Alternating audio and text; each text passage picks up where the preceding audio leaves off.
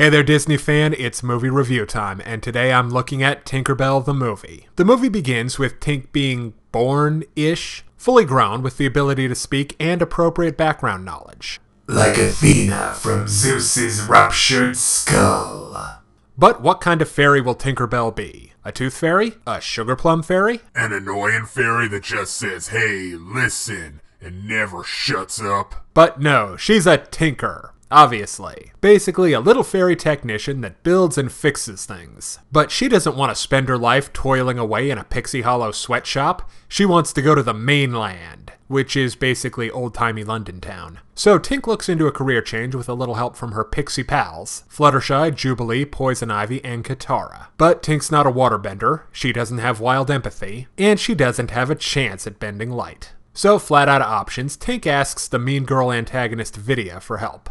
Asking someone who clearly doesn't like you for help and then doing as they suggest. Oh dear, not terribly sharp, is she? So Vidia, suggests that Tink wrangle a bunch of plant monster thistle things. And of course, the resulting stampede destroys the fairy's plans to wrap up winter and ring in spring, threatening mankind with brutal winters and famine. Way to the world, Tink. But it's okay, Tinkerbell manages to cobble together a bunch of helpful gizmos and gadgets out of twigs, leaves, and random junk to save spring, proving that she's one hell of a tinker. And she even gets to go to the mainland to fix humanity's broken. Okay, this movie is interesting. They do a good job of flushing out the fairy world of Neverland, as well as giving Peter Pan's Gal Friday and Walt Disney's glitter dispenser more of a personality than just Pete's absolutely loyal friend. Although let me just say that Pixie MacGyver, I was not expecting that. But hey, you know, it actually works for the most part. In her first appearance in the Disneyverse in the original Peter Pan, Tink could be nice, but she could also be jealous and mean, and impulsive. This version basically drops the jealous and the mean, but definitely keeps impulsive and sort of adds selfish as a character flaw. And that works pretty well. Tink wants to get to the mainland any way she can, but by the end she learns to be happy with her lot in life. Tink's arc works, and it gives the movie the chance to expand on all the stuff the fairies of Neverland do. So good job on the world building. But they're not exactly original, now are they?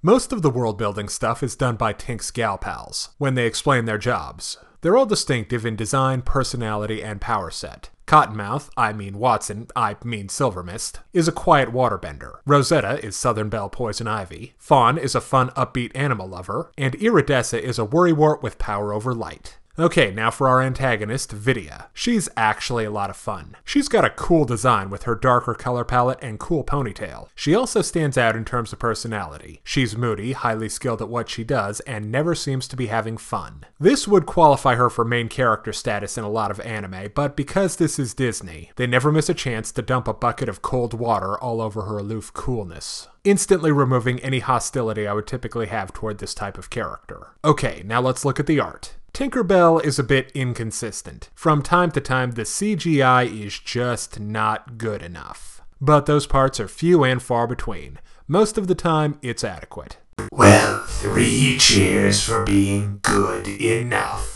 Like Frozen, if the fairies were in 2D, they'd fit right into any of Disney's slew of other fantasy flicks. The world of Pixie Hollow is also very nice to look at. They have all kinds of neat stuff built out of twigs and grass. So if you dig movies like The Borrowers or Secret World of Ariete, you'll enjoy the designs on all the stuff the Pixies have. The many pretty natural vistas are great to look at as well, especially in scenes where the fairies are flying. Okay, now let's talk comedy. There are a number of funny moments spread around Tinkerbell. A number of them come from Tink's fellow Tinkers, Clank and Bobble. They're a classic comedy duo, a la Laurel and Hardy. They're around enough to be charming, but not so long that they get irritating. Likewise, Tink's gal pals are funny and have good chemistry together. But Iridessa's high-strung personality puts her at the top of the heap funny-wise. Vidia getting dumped on by life can be good for a laugh, and Tink herself has some great moments. My personal favorite involving a baby bird. Okay, now it's time to break down the good and the bad in Tinkerbell. On the good side, the movie does a good job expanding on Tinkerbell's personality and making Pixie Hollow a fun place to explore. The supporting cast are likable and endearing, even the antagonist.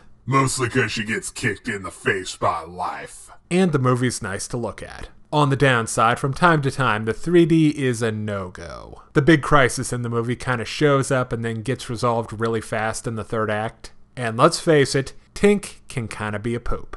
But that stuff's not a deal breaker.